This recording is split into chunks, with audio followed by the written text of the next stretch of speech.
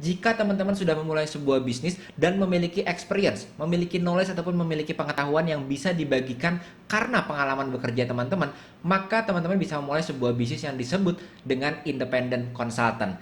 Sekarang di video ini kita akan bahas apa sih sebetulnya keuntungan dari memulai bisnis yang namanya independent consultant ini.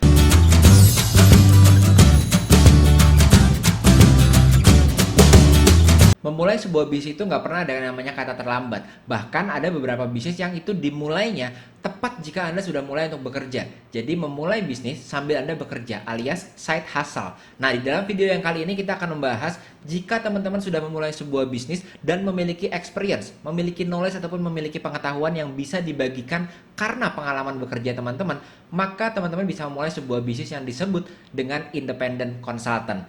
Sekarang di video ini kita akan bahas apa sih sebetulnya keuntungan dari memulai bisnis yang namanya independent consultant ini. Nah, buat banyak dari kita yang mungkin sudah familiar saat kita memulai sebuah bisnis menjadi dropshipper sama reseller.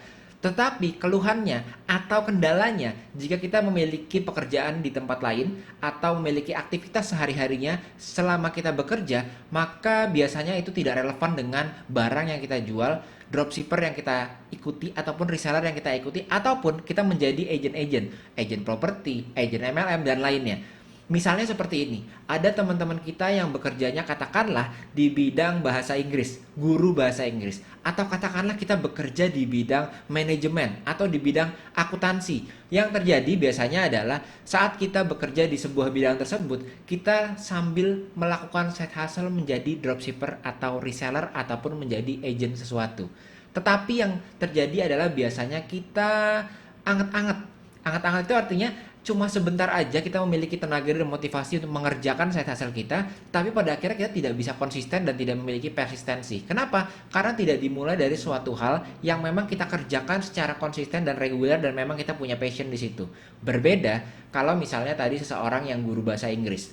Side hustle dia adalah menjadi konsultan bahasa Inggris yang membantu anak-anak yang ingin pada akhirnya nantinya itu sekolah ke luar negeri.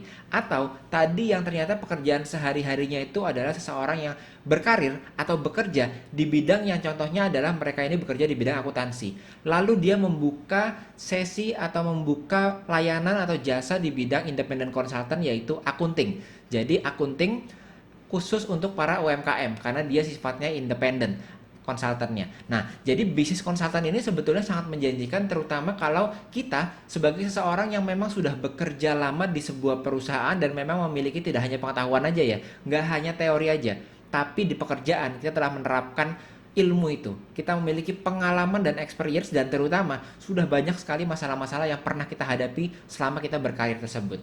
Nah, alangkah baiknya saat kita memulai yang namanya bisnis baru, side hustle yang baru, itu berkaitan dengan apa yang kita kerjakan selama itu. Bukan yang benar-benar sama sekali tidak berkaitan. Katakanlah tadi seorang accounting, dia bisa saja membuka bisnis atau membuka jasa konsultasi dia independent consultant di bidang accounting. Malahan yang dilakukan, dia menjadi agent yang namanya agent asuransi ataupun mungkin agent properti. Salahkah? Jawabannya tidak kalau memang passion dan memang memiliki motivasi serta persistensi dan konsistensi untuk melakukan yang ini. Permasalahannya banyak dari teman-teman, banyak dari kita biasanya enggak juga. Kita hanya melihat bahwa itu menjanjikan secara finansial. Padahal dengan kita membuat jasa konsultan dari ilmu ataupun dari pengalaman, terutama dari bertahun-tahun kita mungkin sudah bekerja di sana bukan hanya 3 tahun, bisa jadi bekerjanya sudah 10 tahun gitu ya di bidang akuntansi tersebut, pastinya kita sudah membangun tingkat ekspertis yang luar biasa tinggi. Dan itu ternyata banyak yang membutuhkan.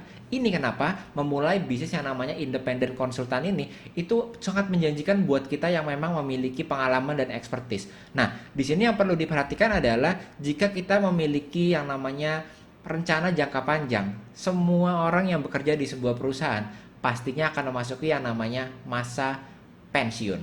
Bahkan banyak dari kita yang bekerja saat ini lalu ingin mendekati masa pensiun itu dipersiapkan. Namanya masa persiapan pensiun. Artinya apa?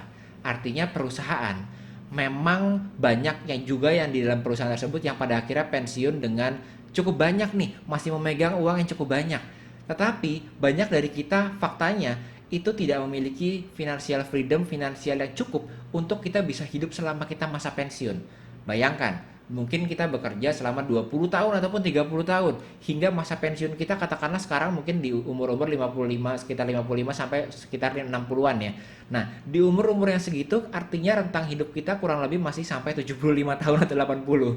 Masih ada 20 tahun, 30 tahun lagi kita harus bisa sustain diri kita sendiri. Harus bisa melanjutkan hidup kita sendiri setelah kita selesai berkarir.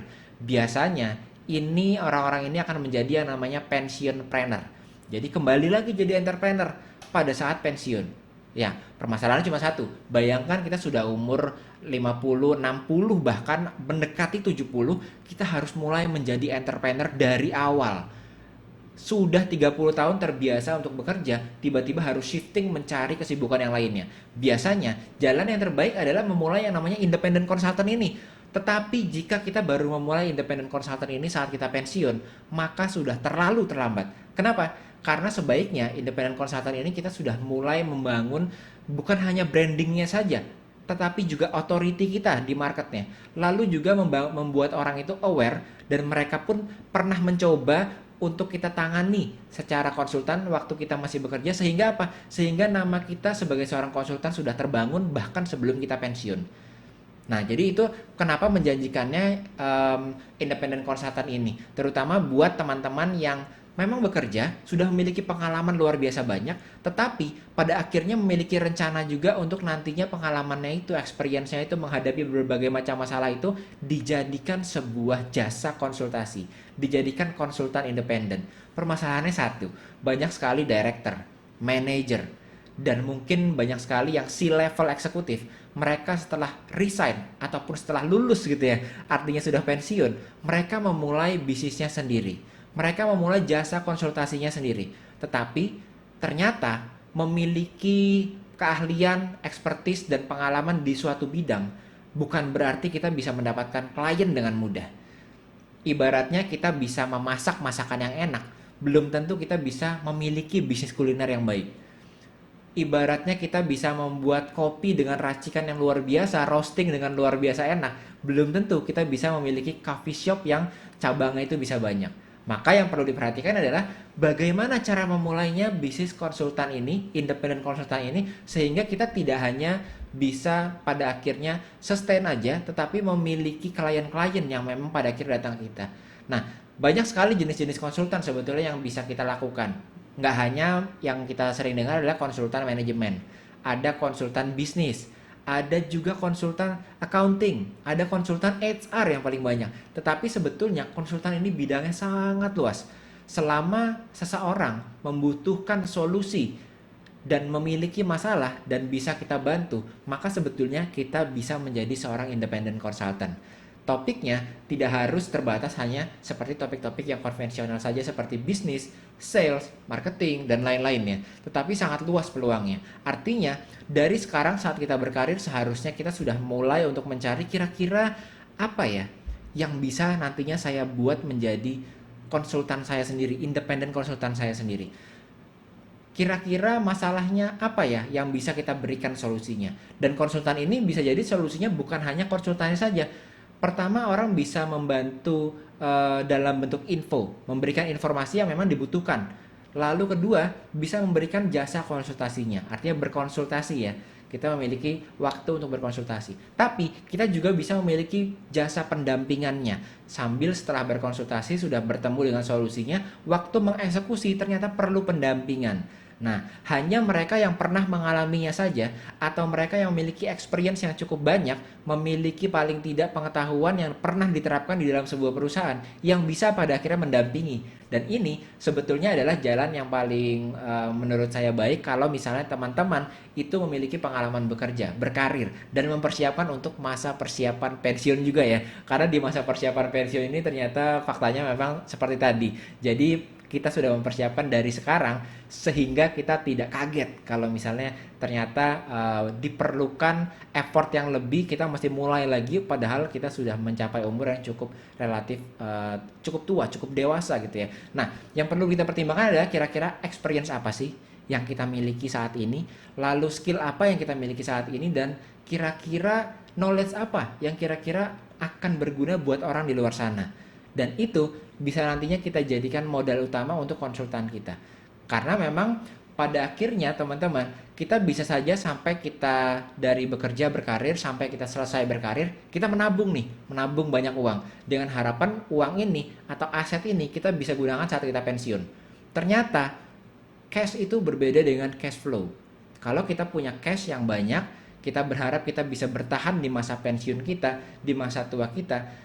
Ada hal-hal yang seperti krisis dan lain-lain, cash kita ini menjadi pada akhirnya tidak terlalu berharga lagi karena nilainya turun. Tapi saat kita punya cash flow, punya bisnis, maka kita bisa tetap serving, memberikan value kepada orang, dan mereka tetap membayar kita di saat krisis itu terjadi. Artinya, kalau kita punya sebuah bisnis, maka cash flow-nya itu akan tetap berjalan. Dan nilai uang itu akan menyesuaikan dengan waktu kita melakukan service tersebut. Jadi, buat teman-teman yang saat ini mungkin belum terpikirkan, ada peluang lainnya loh. Selain kita berbisnis sampingan itu menjadi dropshipper dan reseller, tetapi kita bisa mulai berinvestasi di tempat yang memang kita itu memiliki passion, memiliki pengalaman, terutama menangani banyak masalah selama kita bekerja, dan itu bisa kita jadikan yang namanya independent consultant. Tinggal bagaimana caranya untuk mendapatkan kliennya, karena memang mendapatkan klien berbeda dengan menjadi seorang expert, dan itu kita akan bahas di video-video yang selanjutnya. Oke, semoga insight ini berguna, dan semoga teman-teman yang mungkin saat ini menemukan kesadaran bahwa saya kayaknya nggak bakat di jualan barang menjadi dropshipper, reseller, atau agent, maka kita bisa menjadi independent consultant. Oke, sampai jumpa lagi di video selanjutnya bersama dengan saya Yosef Abbas dari Sekolah Pebisnis, dan don't forget to elevate your mindset and start your success journey today. Dadah!